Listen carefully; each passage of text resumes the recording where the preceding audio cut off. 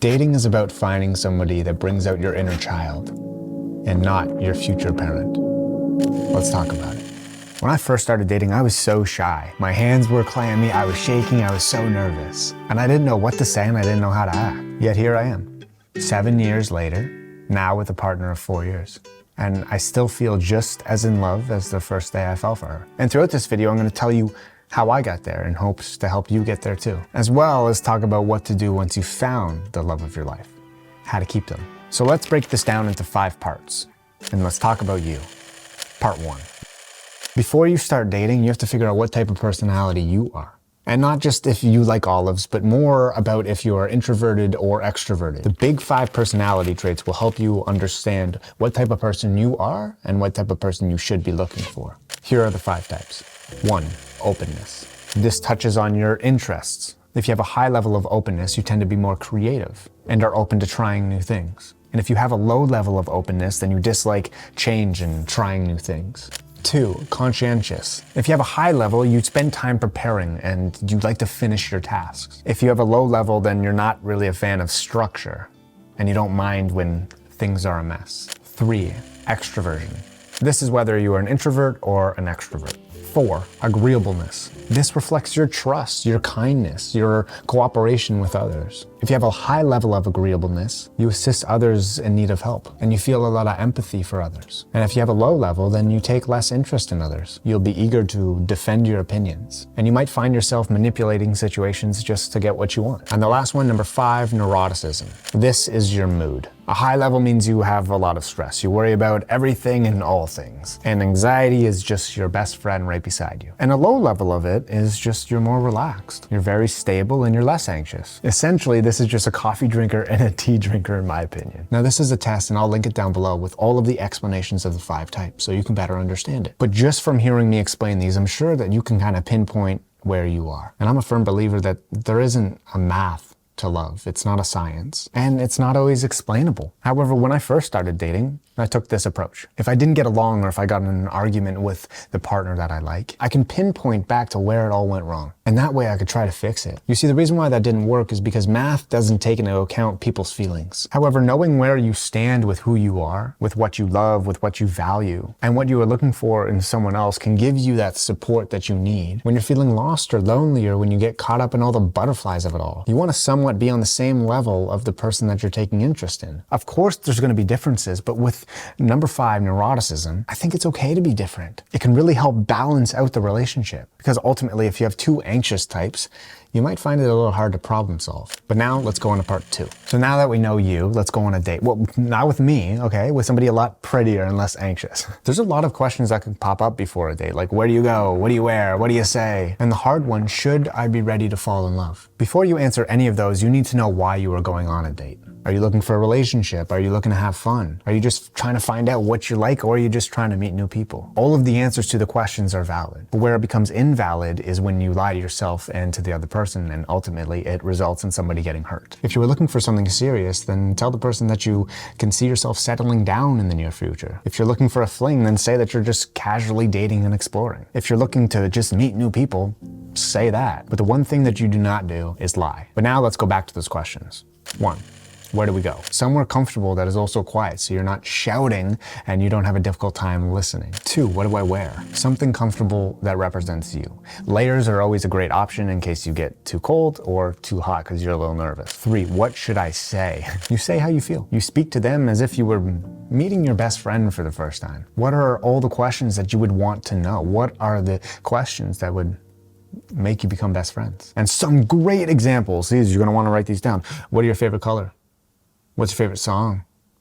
What's your favorite food? These are great. Now those aren't bad, but I think we can ask better ones. Something like, do you see yourself at your job in 5 years? How close are you with your parents? If you could rent a movie theater out all by yourself, what movie are you watching? However, these questions are just as important to how you respond to them sharing their answers. To keep a conversation going, there needs to be 2 people conversing. If you ask a question and you just follow up with a, yeah, okay, I get that. Where's that going? So if you ask the movie theater question and they responded with Legally Blonde, for example, respond with how that answer made you feel. I do remember that being a great movie, but I don't really remember it. What was your favorite part? Maybe it'll come back to me. This keeps the conversation open-ended versus just ending it. And the last question, should you be ready to fall in love?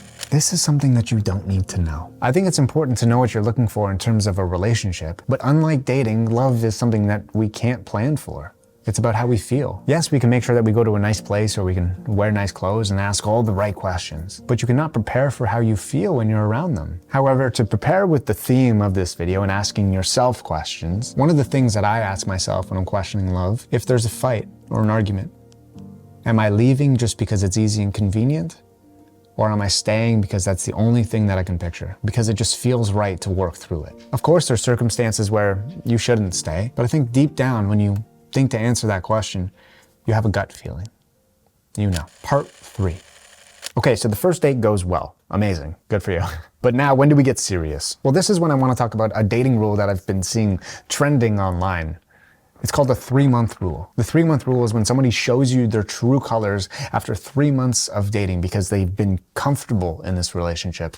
Now, they're able to show you who they really are. They stop dating and start being themselves and taking off this mask. And you see, this is why I think it's good for relationships to be kind of like friendships for the first 90 days. Have fun, date, chat, but don't move in together. Don't sign a lease. Don't go to a wedding and meet all of their family. Now, I don't necessarily think that there needs to be a time frame on this because they could get comfortable 2 weeks in and completely change. They could get comfortable in 33 months in and completely change. But ultimately, it's once you notice that change, that's when you need to be firm in what you value in a relationship. Now, 3 months may seem like a long time, but it can save you a lifetime of falling in love with the wrong person. Not just the wrong person, a person that you never truly knew.